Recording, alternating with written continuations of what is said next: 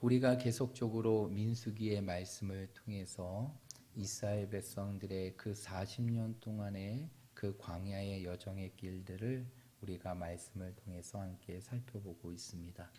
그런 가운데에서 이제 우리가 16장의 말씀을 계속 나누고 있는데, 여러분, 이 16장의 말씀은 어떠한 사건입니까? 바로 고라와 그를 따르는 200명의 무리들이 하나님께 반역을 했던 사건이 바로 이 고라의 반역의 사건 16장의 말씀이라는 것입니다. 그래서 우리가 지난 시간 이 반역의 사건들을 우리가 함께 살펴보았는데, 여러분 기억나십니까? 왜 그들이 이러한 반역을 일으키게 되었는지, 왜 고라, 곧 고핫의 자손이거든요. 고라는 고핫의 자손. 고핫은 어느 지파 사람들이냐? 레위 지파 사람들입니다. 그러면 레위 지파의 이 고라를 중심으로 250명의 사람들이 이제 하나님을 대적하고 하나님께서 세우신 지도자인 모세와 아론을 대적하면서 반역을 일으키게 되었는데, 그 반역의 중심은 바로 무엇에 있었느냐? 바로 교만과 탐욕에 있었다는 것이죠. 그래서 이러한 부분들을 모세가 알고 그 고라의 자손들을 향하여 책망하는 부분들이 바로 16장의 말씀에 나와 있는데, 그 말씀이 몇 절과 몇 절에 나와 있느냐? 바로 9절과 10절의 말씀에 나와 있습니다. 이 16장 9절과 10절의 말씀 한번 보십시오. 제가 읽어드릴게요. 이스라엘의 하나님이 이스라엘 회중에서 너희를 구별하여 자기에게 가까이 하게 하사 여호와의 성막에서 봉사하게 하시며 회중 앞에 서서 그들을 대신하여 섬기게 하심이 너희에게 작은 일이겠느냐? 하나님이 너와 내 모든 형제 레위 자손으로 너와 함께 가까이 오게 하셨거늘 너희가 오히려 제사장의 직분을 구하느냐라고 말하고 있어요. 이 말씀은 결국 무엇입니까? 하나님께서 특별히 선택하신 지파, 그 레위 지파 사람들을 통해서 하나님께서는 특별히 그들을 구별하여서 하나님을 섬기고, 그리고 하나님께 드리는 모든 제사와 모든 성막의 일을 섬기게 하는 책임과 사역을 그들에게 주었지만, 그들은 거기에서 만족하는 것이 아니라 오늘 10절의 말씀과 같이 어디에 대한 눈독을 들이게 되느냐? 제사장의 직분에 대한 욕심을 품게 되는 것이죠.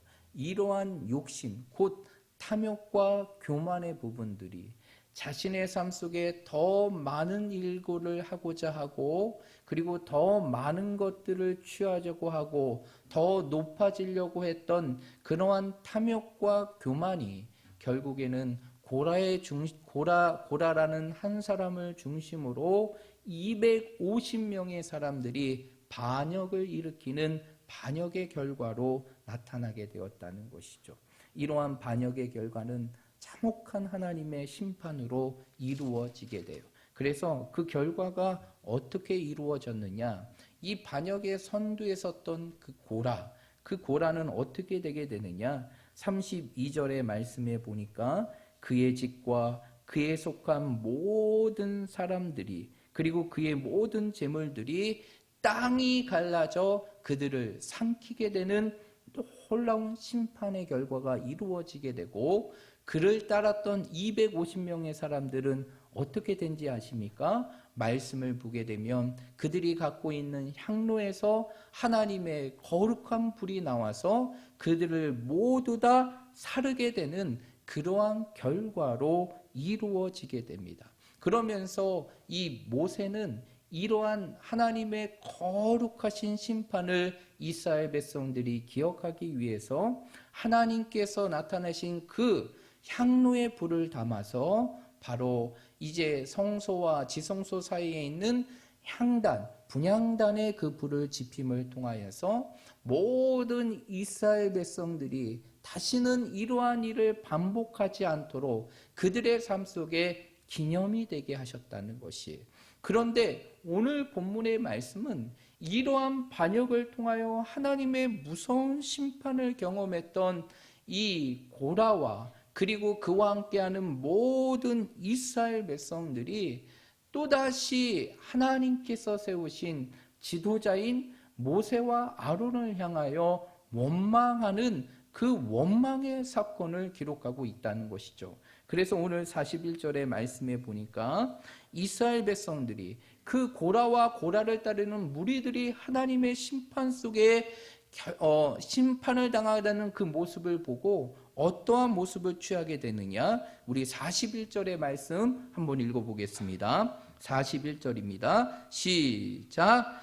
이튿날 이스라엘 자손의 온 회중이 모세와 아론을 원망하여 이르되 너희가 여호와의 백성을 죽였도다 하고, 이 말씀을 보게 되면 그러한 모습을 보면 정상적인 사람이라면, 하나님을 향한 그 믿음의 중심이 바로 있다면, 그러한 반역의 사건을 심판하시는 하나님의 모습을 보면 하나님을 두려워하고 더욱더 하나님 중심의 신앙으로 살아가야 함에도 불구하고, 그리고 자신들의 죄를 돌아보고 오히려 회개해야 함에도 불구하고, 오늘 이스라엘 백성들은 그 고라의 무리들이 참혹하게 심판당하는 모습을 보면서 누구를 원망하게 됩니까? 모세와 아론을 원망하게 돼요. 모세와 아론을 원망해요. 그리고 뭐라고 얘기하냐면 바로 너희가 누구를 죽였도다? 이스라엘 백성을 죽였다라는 거예요. 한마디로 고라를 따르는 모든 무리들이 하나님의 불로 심판을 당하는 그 모습을 보면서 결국 이 모든 일이 모세와 아론이 이스라엘 백성들을 죽이는 결과라고 외치고 있는 것입니다. 여러분, 이것이 정상적인 모습인가요? 아니죠. 정말 하나님이 주시는 그 심판을 보면서 깨달아야 될 이스라엘 백성들이 깨닫지 못하고 오히려 그 마음의 완악함으로 오히려 하나님이 세우신 자들을 원망하고 그리고 그들을 향하여 탄식하는 모습들이 오늘 말씀 속에 나타나고 있다는 것이에요. 이것은 바로 인간이 얼마나 타락하고 그 마음이 완악한지를 보여주고 있는 것이에요. 여러분, 우리가 겉으로는 굉장히 선한 것처럼 보이지만 사실 누구보다 악한 존재가 바로 인간임을 믿으셔야 됩니다.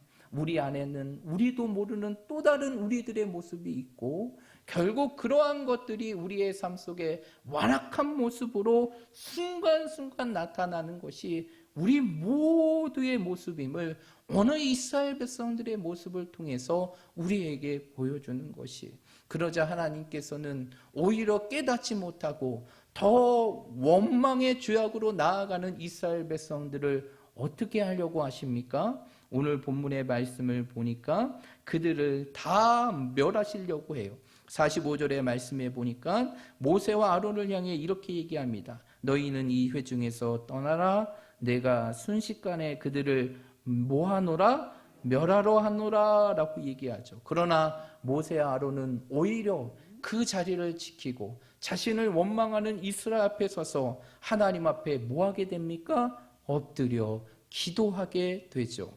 그런 가운데에서 하나님께서 어떻게 하십니까? 그 이스라엘 백성들을 그 광야에서 다 진멸시키지 않고 그들의 진영 가운데 무엇을 허락하십니까?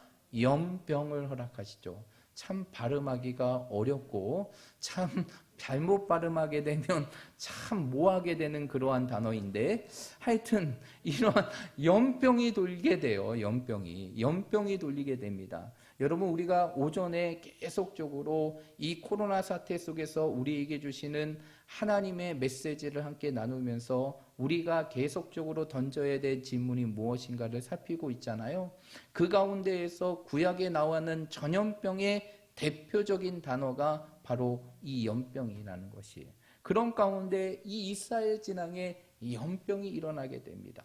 그러자 그 모든 것들이 이스라엘의 죄악의 부분이라는 것을 분명히 알았던 모세는 아론을 향해 뭐라고 얘기합니까? 오늘 우리가 읽었던 47절의 말씀과 같이 이스라엘 백성을 위하여 뭐하라고 말하고 합니까? 속죄하라. 그들의 잘못된 부분들을 네가 하나님 앞에 가서 속죄해라 이렇게 얘기합니다. 그러니까 어떠한 결과가 나타납니까?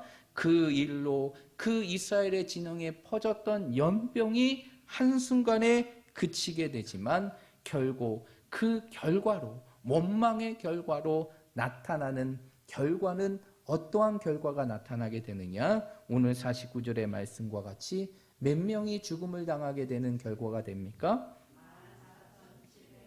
14,700명이 그 광야의 땅에서 하나님의 약속을 보지 못한 채 처참한 죽음에 이르게 되는 것이 바로 오늘 우리가 읽었던 이 본문의 말씀이에요. 그렇다면 오늘 이 본문의 말씀을 통해서 오늘 이 시대를 살아가는 우리들이 우리의 삶 속에 정말 기억해야 될 중요한 메시지가 있는데 그 메시지는 바로 무엇이냐? 믿음으로 살아가는 우리들은 우리의 삶 속에 원망이 아닌 무엇을 외치고 무엇을 위해서 살아가야 되느냐? 하나님의 영광을 외치고 하나님의 영광을 위해서 살아가야 한다는 것이, 여러분, 우리에게 주어지는 입술은 하나님이 원망하라고 주신 것이 아니라 하나님을 높이고 하나님의 영광을 선포하라고 주신 것이고, 우리의 모든 행동은 원망의 부분들로 하라고 우리에게 주신 것이 아니라 우리에게 주신 말씀과 같이 먹든지 마시든지 무엇을 하든지 우리의 삶 속에 무엇을 위해서 하라고 주신 것입니까? 하나님의 영광을 위해서 하라는 것이. 그런데 이러한 원망의 삶을 살았던 이스라엘 백성들이 결국 어떠한 결과, 어떠한 처참한 결과가 나왔는지를 오늘 말씀을 보여주면서 결국 이것을 통해서 우리에게 주는 교훈의 메시지는 바로 무엇이냐? 우리의 입술과 우리의 삶이 우리에게 주어지는 현실의 모습을 바라보며 원망으로 치우치는 삶이 아니라 그 모든 것이 누구의 영광을 위해서? 하나님의 영광을 위해서 살아가야 한다는 것이. 여러분, 오늘 42절의 말씀을 보십시오. 이 42절, 41절에서 모든 이스라엘 백성들이 아론과 모세를 원망합니다. 그런데 모세와 아론은 누구 앞에 서게 됩니까? 하나님 앞에 서게 되고 하나님의 영광 앞에 서게 돼요. 우리 42절의 말씀 한번 읽어보겠습니다. 42절입니다. 시작.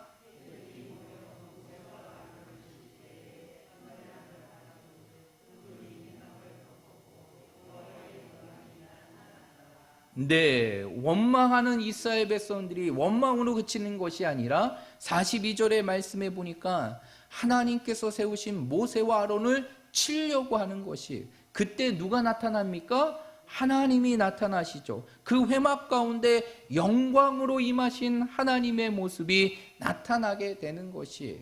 여러분, 오늘 이 말씀은 우리에게 아주 중요한 것을 보여줘요. 여러분, 오늘 말씀을 보게 되면 정말 원망해야 될 사람이 누구입니까? 정말 원망해야 될 사람이 누구예요?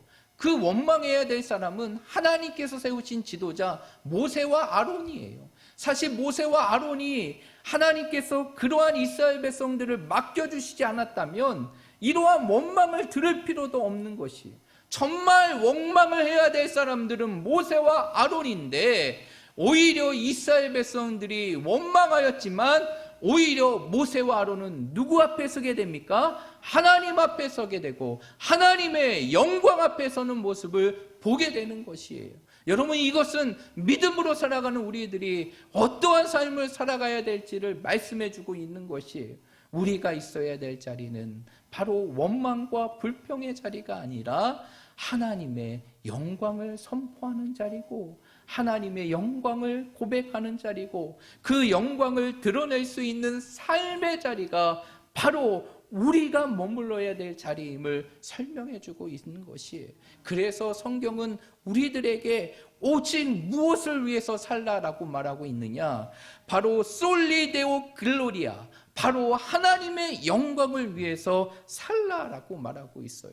여러분, 민수기 9장의 말씀에 보면 이스라엘 백성들이 이제 시내산에서 머무는 모든 시간들, 약 1년의 시간들을 마치고 하나님의 말씀과 같이 가나안 땅을 향해 떠날 때 그 모습을 보게 되면 어떤 결과가 나타나게 되느냐? 민수기 9장의 말씀에 보니까 하나님께서 이스라엘 진영 가운데 구름 기둥을 떠오르게 하시고 그 구름 기둥이 떠오를 때 이스라엘 백성들이 행진하게 하시고 그 구름 기둥이 머물렀을 때 이스라엘 백성들로 하고 멈추게 하셨어요. 여러분, 이것은요 우리에게 아주 중요한 걸 선포합니다. 우리가 무엇을 위해서 가고 무엇을 위해서 멈춰야 되느냐? 그것은 바로 무엇이냐? 하나님의 영광이라는 것이에요. 하나님의 영광이 있는 곳에 우리의 삶이 따라가야 되고 우리의 모습이 따라가야 되며 하나님의 영광이 멈추는 그곳에 우리의 삶이 멈춰야 되는 것이에요. 그것이 바로 우리 그리스도인의 삶이라는 것을 믿으시길 바랍니다. 그러므로 우리는 우리의 인생의 삶 속에 이러한 하나님의 영광을 위해서 살아가야 되는데 왜 영광을 위해서 살아가느냐? 그것이 바로 우리가 이 땅에 창조된 목적이고 하고 삶의 목적과 이유이기도 하지만 결국 이러한 하나님의 영광이 우리의 삶 속에 사라지게 되면 그때부터는 우리의 삶과 우리의 입술에서 무엇이 터져 나오기 때문입니까? 원망과 불평이 터져 나오게 되는 것이. 그래서 이스라엘 백성들의 40년 동안의 광야의 삶을 가만히 살펴보면 하나님께서 정말 만나로 매일매일의 삶을 먹여주시고 그들의 필요한 모든 것들을 채워주셨음에도 불구하고 그들의 삶은 여전히 무엇을 고백하게 됩니까? 원망을 고백하게 돼요. 무엇이 사라지니까? 하나님의 영광이 사라지니까. 하나님의 영광을 위한 삶의 모습이 사라지니까 현실의 모든 것들이, 눈앞에 보이는 모든 것들이 다 무엇의 조건으로 보이게 되느냐? 원망과 불평의 조건으로 보이게 되는 것이. 그래서 우리는 늘 무엇을 따르는 삶이 되어야 되고 무엇이 충만한 삶이 되어야 되느냐? 하나님의 영광을 따르는 삶, 그리고 하나님의 영광을 위해 살려고 하는 영적인 몸부림이 우리의 삶 속에 있을 때 우리의 삶 속에 원망과 불평이 사라짐을 믿으시길 바랍니다. 여러분, 유명한 청교도인이며 기독교 저술가였고 목회자였던 리차드 백스터 목사님이 계세요. 그분의 대표적인 책이 있는데 오늘날까지 정말 끊임없이 많은 그리스도인들에게 읽히고 또 읽히는 책이 있어요. 그 책이 바로 무엇이냐? 참 목자상이라는 책입니다. 그 참 목자상의 책을 오늘까지 고전으로 많은 그리스도인들이 읽고 도전을 받게 되는데요. 이 목사님이 이 책을 집필한 이후에 세상적으로 많은 사람들에게 놀라운 관심과 세상으로부터 오는 스포트라이트를 받게 됩니다. 그러면서 많은 사람들이 그 목사님을 대면하며 뭐라고 얘기하느냐? 이렇게 훌륭한 책을 어떻게 쓰셨냐라고 하면서 막 칭찬을 하는 것이. 그랬을 때 한 번은 그 목사님이 자신을 향하여 칭찬하는 수많은 사람들을 향하여 이렇게 얘기했다고 합니다. 나는 하나님의 손에 들려진 펜일 뿐입니다. 펜에게 무슨 칭찬을 돌립니까? 이 말은 오직 우리의 영광은 오직 누구뿐이라는 것을 설명해 주는 것입니까? 하나님뿐이라는 것이. 여러분, 우리가 모든 일을 하게 되는 것도 우리의 능력으로 하는 것이 아니라 하나님의 능력으로 하는 것이고, 그러기에 우리의 모든 영광은 내가 누리는 것이 아니라 나를 있게 하시고 모든 것을 하게 하시는 하나님께 영광을 돌려야 됨을 믿으시길 바랍니다. 그러므로 우리 사랑하는 모든 성도들이 이제 우리의 영광은 오직 하나님께 있으며 그분께 있음을 우리의 삶 속에 기억하고 늘 우리의 삶에 하나님의 영광을 고백하고 그 영광을 위해서 인생의 삶을 살아감을 통하여서 오늘 이스라엘 백성들이 보였던 이러한 원망과 불평의 삶이 우리의 삶 속에서 반복되고 이루어지는 것이 아니라 늘 하나님의 영광을 통하여서 하나님이 기뻐하시는 일을 우리의 삶 속에 행함을 통하여 하나님이 주시는 그 축복의 삶을 살아갈 수 있는 우리 모든 믿음의 성도들이 되시기를 주님의 이름으로 축복드립니다. 그래서 베드로 사도는 놀라운 고백을 하게 되는데요. 우리 마지막으로 이 말씀을 읽어보고 마치도록 하겠습니다. 베드로전서 4장 11절입니다. 베드로전서 4장 11절.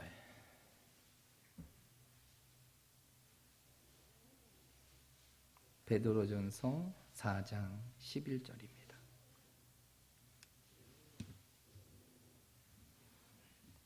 다 찾으셨습니까? 베드로전서 4장 11절 신약 381페이지에 있습니다. 381페이지 베드로전서 4장 11절 우리 다 함께 믿음으로 읽도록 하겠습니다. 시작.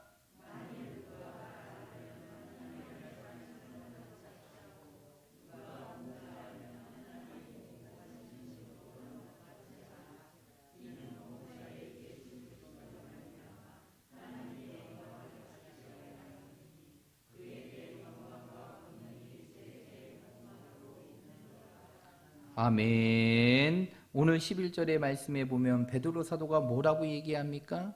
너희 중 만일 누가 말을 하려고 하면 누구와 같이 하고 하나님의 말씀과 같이 하고 너희 가운데 봉사를 하려 하면 무엇같이 하라? 하나님이 공급하시는 힘으로 하는 것 같이 하라.